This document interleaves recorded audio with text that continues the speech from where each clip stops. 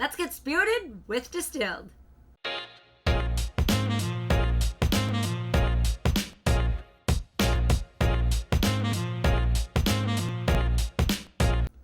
In Distilled, you are trying to become a master distiller.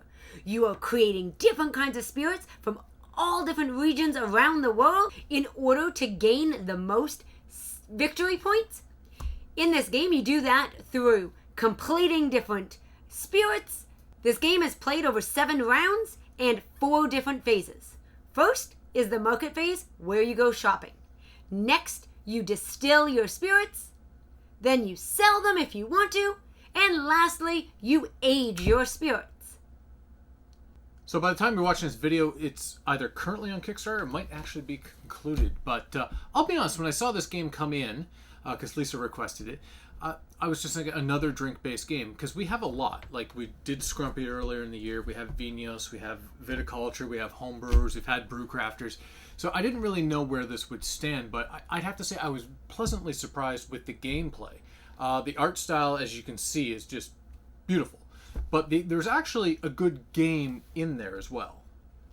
Absolutely. I think that the variety in different things you can do and the element of push your luck in this game is kind of unique in the, we'll say, alcohol or beverage-based games.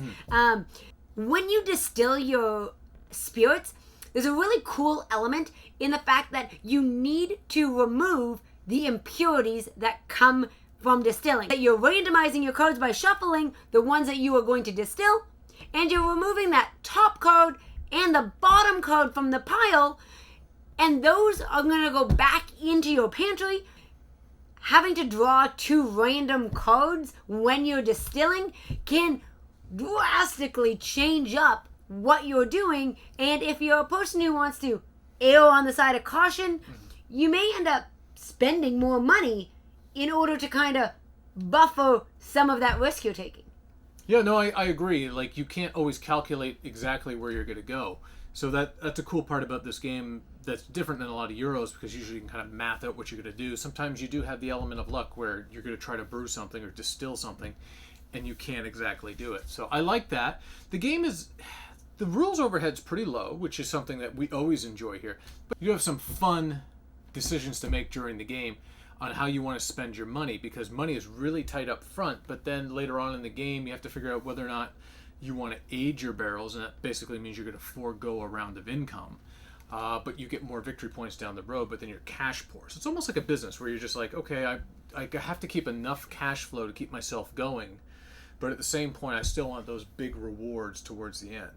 Yeah, and the really unique part of this is you can sell back your victory points as you go by doing a tasting of your spirits, and you can go back. So that's one way, especially early on in the game, to generate a little more money, because you can buy equipment or hire staff which will give you discounts or benefits of some kind throughout the game.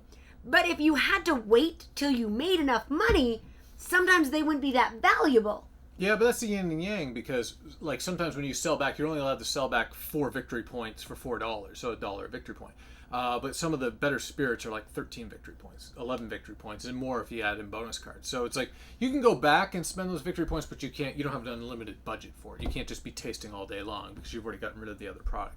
So I thought that was cool. I thought the variety of different cards was cool. The upgrades were great. So they give you kind of like different powers.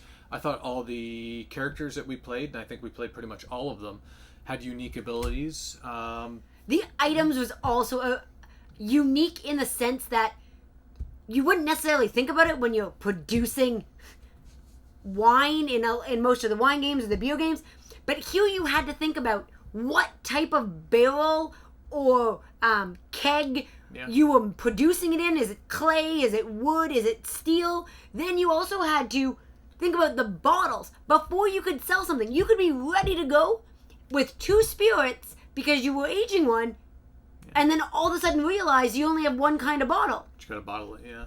So the one that's aging, even though you're ready to spend that money, it may have to wait till the next round if your other one can't age. Yeah, because you can't age everything. And you can buy better bottles too, which I thought was kind of cool from a marketing perspective. Also, just the way that the codes come out, you want to buy things when they're available, because every round you lose one code from the market of each type. So you can't wait and just wait it out saying I'm going to get there when I get there, because they do disappear. Yeah, and you have private bonuses at the start of the game, and then there are public bonuses. And they put a number in the box. I think there's like 20 or 30 of the public and close to like 10 or 12 or whatever it may be of the private. So it gives you a little bit of a path and gives you a little bit of sense of what I'm trying to accomplish as well. So you're not just completely in a sandbox. Do you want to go over how you, once you sell a different item, you cover up? Yeah, so the really neat part is they've incorporated what they're calling labels. So for everything other than moonshine and vodka, there's only labels for the same number of people. So let's say I wanted to make whiskey. There are only 2 whiskey labels in that game. So if I make the first whiskey, I get one, and I get to cover a one-time bonus action.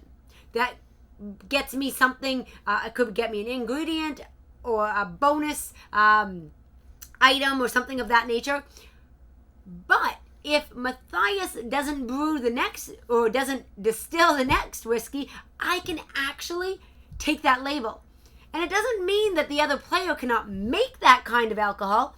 All it means is they're not going to be able to unlock one of those bonus actions. Yeah, and you have to learn how to make them. So you have to basically pay money to learn how to make your different recipes. So when I think of like basically just making all the different recipes, I think of a game we've played in the past, and I'm probably going off on a tangent here, but I'm thinking of Brew Crafters. Yes. But I would say I prefer this to Brew Crafters, because I just Brew Crafters, you would always try to get that tasting room. You were going down a certain path every single time.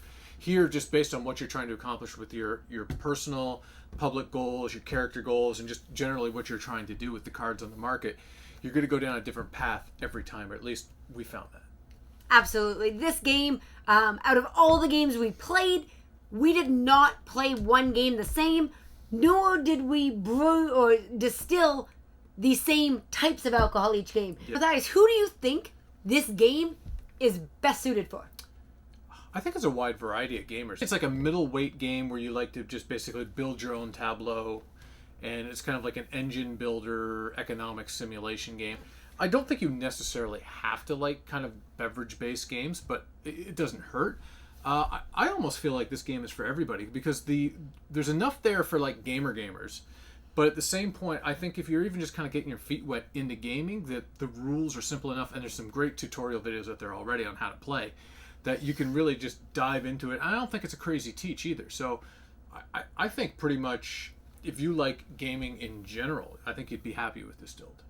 Yeah, and the one nice thing they've done is they've done a really great job of player aids that kind of walk you through the phases. Mm-hmm. They even have endgame scoring, another code for iconography. So they've really done a great job of making this game approachable to just about anybody who wants to get into it. For sure, yeah. We have a prototype copy, and I would say this prototype, because it's only going to get better from here, but this prototype itself is better produced than a lot of like fully published games that we'll just go get at the store. So I think they've really thought through what they're doing, and I assume that with more playtesting and whatnot, that's only going to get better as time goes on. I think ultimately, for me, this game goes the distance. Yourself? For myself, this game definitely goes the distance.